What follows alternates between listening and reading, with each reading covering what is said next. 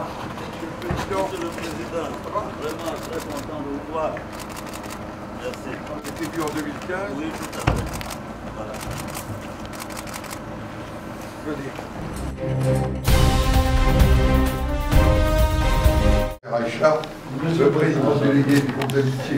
Vous allez bien? Voilà, l'ambassadeur du Canada. Très bien. L'ambassadeur. La ville dont j'étais l'élu, là, Oui. elle était complètement coincée.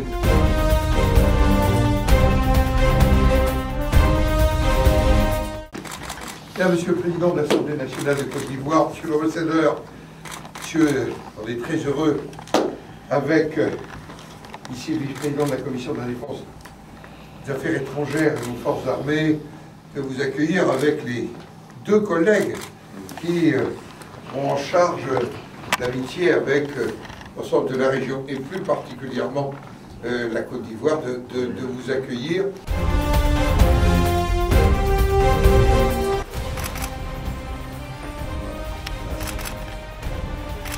Monsieur le Président, merci beaucoup. Eh oui, une belle signature, Monsieur l'ambassadeur.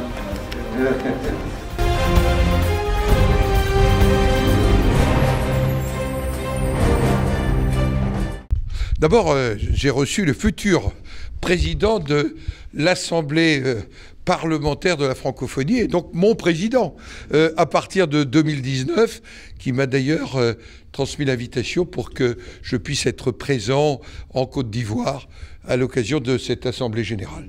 Nous en avons profité aussi, naturellement, pour faire un point de situation de la Côte d'Ivoire, situation dans la région. J'étais entouré de mes collègues présidents du groupe d'amitié dans la région, André Reichart, de Philippe Pouillet, qui préside le groupe d'amitié avec la Côte d'Ivoire, notre ami vice-président de la Commission des Affaires étrangères, de la Défense et des Forces armées, Robert Del Picchia. Nous avons évoqué la situation en Côte d'Ivoire, nous avons évoqué la situation aussi au Mali, qui nous préoccupe de part et d'autre, parce que c'est un lieu d'instabilité. Vous savez, les armées françaises sont aux côtés du Mali, et en même temps, nous avons évoqué le rôle des États proches. Je recevais il y a peu le président de l'Assemblée nationale du Tchad qui m'a fait part de ses préoccupations. Et puis, nous avons parlé notamment de décentralisation. J'ai vu chez le président Soro le désir que la prochaine étape soit une décentralisation vivante, réussie.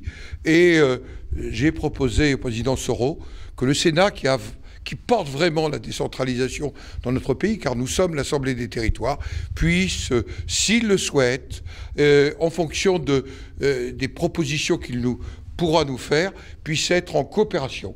Mais dans le sens où nous partageons notre expérience, et nous partageons parfois nos différences, parce que les territoires ne sont pas comparables, mais on sait qu'un pays a besoin d'une décentralisation réussie. Voilà ce que nous nous sommes dit, et ceci marque aussi cette amitié que la visite du président Macron a démontré il y a peu, cette amitié entre nos deux pays, ce chemin ensemble, et cette langue que nous avons en partage, qui n'est pas la langue d'un pays ou d'un autre. C'est une langue qui nous appartient à tous et qui appartient au monde. Je pense que le président a été exhaustif sur les points que nous avons abordés. Moi, je me contenterai de le remercier. Ça fait la deuxième fois qu'il nous reçoit dans cette institution. Et donc, nous en sommes très heureux. Aujourd'hui, l'accueil a été, je ne sais pas, chaleureux ou neigeux. Hein, parce que la chaleur intérieure réchauffait la température extérieure.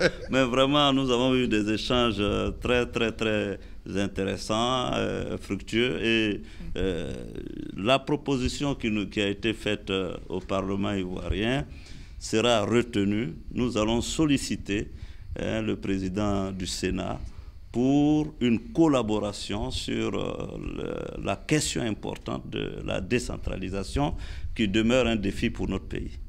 Merci. Merci. Allez, à bientôt. Voilà, merci à vous. Messieurs, au revoir.